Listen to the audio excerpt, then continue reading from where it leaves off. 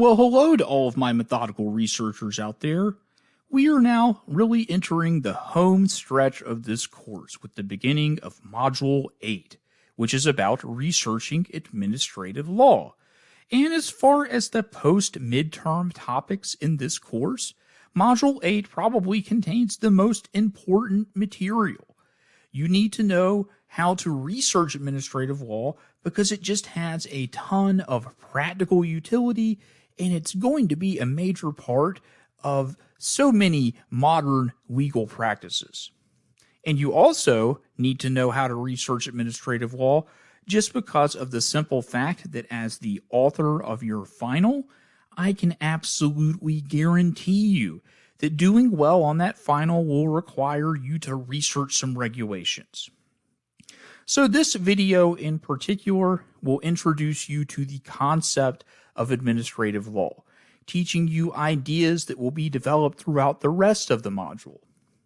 And administrative law has a reputation for being challenging, and a big part of that challenge is conceptual in nature. So it's especially important to master this material before moving on. Now, administrative law is a slippery concept. You can define it very broadly, but here we're just going to work with a simplified definition for research purposes. We don't want to get bogged down in the weeds.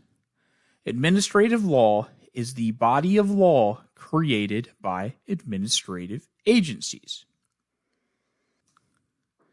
Now, by agencies, we mean the whole alphabet soup of executive branch organizations. The IRS, the FBI, the EPA, the list goes on and on and on and on. Most executive branch work really just has to be carried out through agencies just as a practical matter. And the ones that I just listed out are, of course, federal agencies, but there are plenty of state agencies as well, and many of them will be analogous to the federal agency. So in Georgia, instead of the IRS, we have the Georgia Department of Revenue. Instead of the FBI, we have the Georgia Bureau of Investigation. And with the EPA, the analogy is not quite as solid, but instead of the EPA, the counterpart would be the Environmental Division of the Georgia Department of Natural Resources. Now, in this module, we're largely going to be focusing on federal administrative law. But you should know that the same basic framework will apply to the body of state administrative law that these state administrative agencies create. Now, the body of law that agencies create is really going to include a breathtakingly wide range of different materials.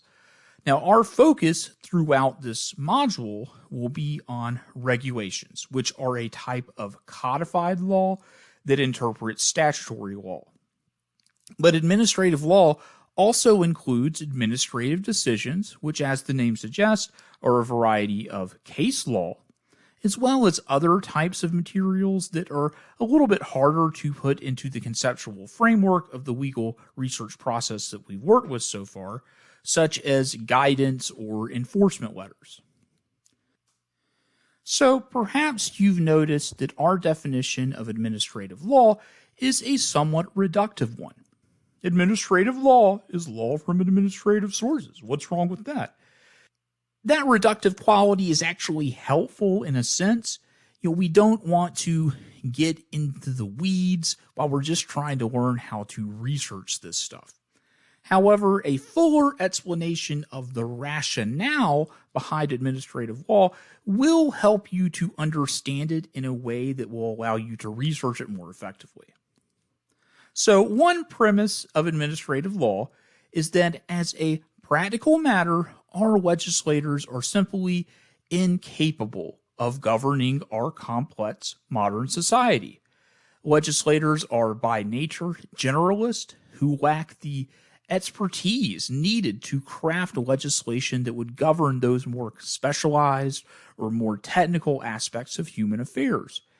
And even more than that, our legislators are simply unable to enact the sheer volume of legislation that would be needed to effectively govern all of the different things in society that we expect to be governed.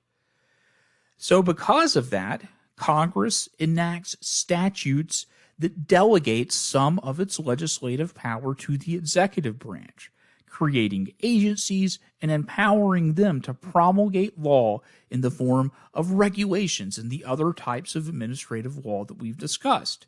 Now, the precise contours of that delegation of lawmaking power are going to be highly contentious and very, very complicated.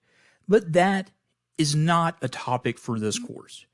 If it's something that you're interested in, take administrative law, where that is going to be discussed very extensively. Now, even if that's not something you're interested in, you should still take admin law because it's just that important.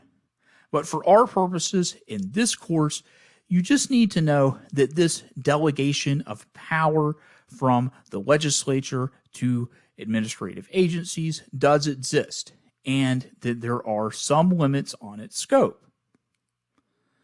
So there you go.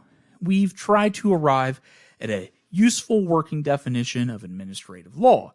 And in doing that, we talked about agencies and about sources of administrative law, such as regulations, in addition to discussing sort of the fundamental rationale behind administrative law. Now, in our next video, we are going to talk about an important limit upon the lawmaking power of agencies that really informs the structure of the sources that we're going to look at during administrative law research, the need to abide by the rulemaking process. Okay, that's all I have for now. Until next time.